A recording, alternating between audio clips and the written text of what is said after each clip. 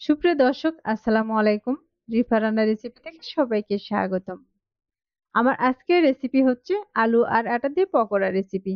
এই পকোড়াগুলো বানানো খুবই সহজ আর খেতেও কিন্তু ভীষণ মজার ছিল। ঝটপট কিছু বানাতে চাইলে রেসিপিটি একবার ট্রাই করতে পারেন। বিকেলে নাস্তা হিসেবে খাওয়ার জন্য দারুণ একটা রেসিপি। আশা করছি আমার আজকের রেসিপি আপনাদের কাছে খুবই ভালো লাগবে। রেসিপি ভালো লাগলে ভিডিওতে একটি লাইক দিয়ে শেয়ার করার অনুরোধ রইল। আর রেসিপিটি যদি ফেসবুক পেজ থেকে দেখে থাকেন তাহলে পেজটি ফলো দিয়ে রাখবেন। আর যদি ইউটিউব থেকে দেখে থাকেন তাহলে আমার চ্যানেলটি সাবস্ক্রাইব করে আমাকে সাপোর্ট করবেন। তাহলে এবার চলে যাচ্ছি মূল রেসিপিতে। আজকের এই রেসিপিটি বানানোর জন্য এখানে আমি নিয়েছি ১ কাপের মতো আটা আর তার সাথে নিয়েছি আমি ২টি আলু সিদ্ধ করে এরকম ম্যাশ করে নিয়েছি। দিয়ে দিচ্ছি ২টি পেঁয়াজ কুচি, তার সাথে দিয়ে দিচ্ছি কিছু কাঁচামরিচ কুচি। ঝালটা আপনারা আপনাদের পছন্দ অনুযায়ী দিয়ে দিতে পারেন। আর দিয়ে দিচ্ছি এখানে কিছু ধনিয়া পাতা কুচি।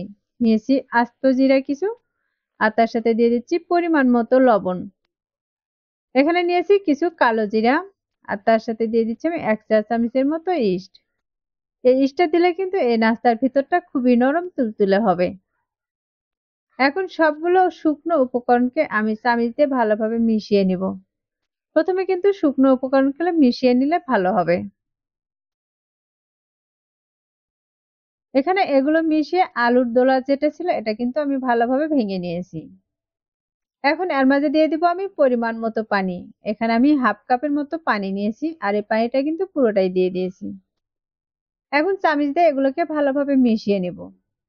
আর এই ডোটা কিন্তু খুব শক্ত বানাবো না, একটু নরম করে এই ডোটাকে বানিয়ে নিব।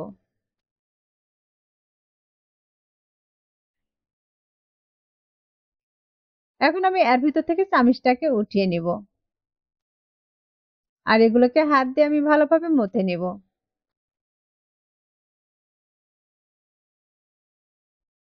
এই ডোটাকে আমি প্রায় ১ মিনিটের মতো এভাবে মথে নিয়েছি। এখন কিন্তু এটাকে মথে নেওয়া হয়ে গেছে। এখন একটি ঢাকনা দিয়ে আমি ৫ মিনিটের জন্য রেস্টে রেখে দিচ্ছি।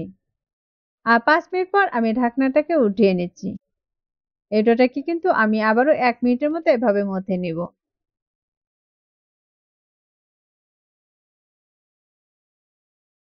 এ পর্যায়ে কিন্তু আমার এগুলো মথে নেওয়া হয়ে গেছে। এখন এখান থেকে কিন্তু কিছুটা আমি হাতে নিয়ে তারপর কিন্তু এরকম করে তেলে দিয়ে দিব। চুলায় একটি কড়াই বসিয়ে তার মাঝে তেল দিয়ে তেলটাকে কিন্তু হালকা গরম করে নিয়েছি। আর এই গরম তেলের মাঝে আমি এগুলোকে দিয়ে দিচ্ছি। এখানে যতগুলো পকোড়া দিয়ে ভেজে নেওয়া যাবে আমি কিন্তু ততগুলোই দিয়ে দিব।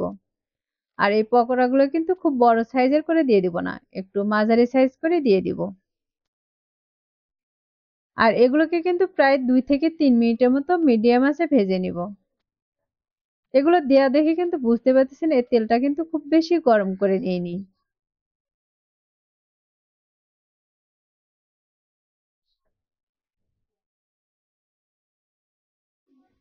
আমার এই পকোড়াগুলো কিন্তু দিয়ে দেওয়া হয়ে গেছে। এখন এগুলোর যখন একপাশে একটু কালার চলে আসবে তখন এগুলোকে আমি উল্টিয়ে নিব। এগুলোকে কিন্তু একপাশে একটু কালার চলে এসেছে, এখন কিন্তু আমি এগুলোকে উল্টিয়ে নিচ্ছি।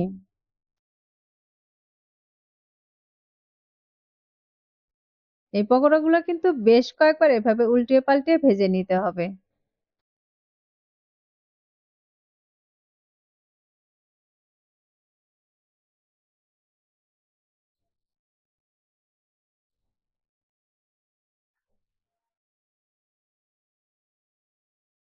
এই পকোড়াগুলোর গায়ে যখন এরকম লাল ব্রাউন কালার চলে আসবে তখন কিন্তু এগুলোকে উঠিয়ে নিব।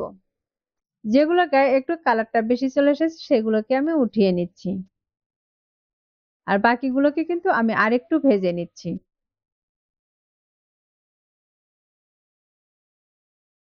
এগুলো ভাজা হয়ে গেছে, এখন আমি এগুলোকে উঠিয়ে নিব।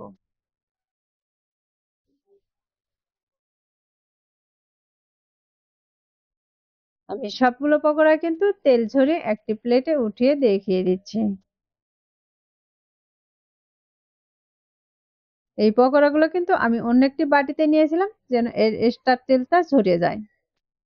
এখন আমি এই প্লেটে নিয়ে দেখিয়ে দিচ্ছি এই পকোড়ার কালারটা কতটা সুন্দর এসেছে। আর এগুলো কিন্তু একটার সাথে আরেকটা এরকম ঘষা দিলে কিন্তু একটা খসখস আওয়াজ হবে। এর উপরটা কিন্তু খুবই মুচমুচে আর ভেতরটা কিন্তু একদম নরম তুলতুলে হয়েছে। একটা ভেঙে কিন্তু আমি এখান থেকে দেখিয়ে দিয়েছি। আশা করছি প্রতিদিনের মতো আমার আজকের রেসিপি আপনাদের কাছে খুবই ভালো লেগেছে। রেসিপিটি ভালো লাগলে ভিডিওতে একটি লাইক দিয়ে শেয়ার করার অনুরোধ রইল। আর রেসিপিটি বাসায় অবশ্যই একবার ট্রাই করবেন আর আমাকে কমেন্টে লিখে জানাবেন আমার আজকের রেসিপি আপনাদের কাছে কেমন লেগেছে। যারা আমার চ্যানেলটি এখনো সাবস্ক্রাইব করেনি তাদেরকে চ্যানেলটি সাবস্ক্রাইব করার অনুরোধ রইল। যারা চ্যানেলটি সাবস্ক্রাইব করেছেন তাদেরকে অসংখ্য ধন্যবাদ। কথা হবে আবারও নতুন কোনো রেসিপি নিয়ে। সবাই ভালো থাকবেন, সুস্থ থাকবেন। আল্লাহ হাফেজ।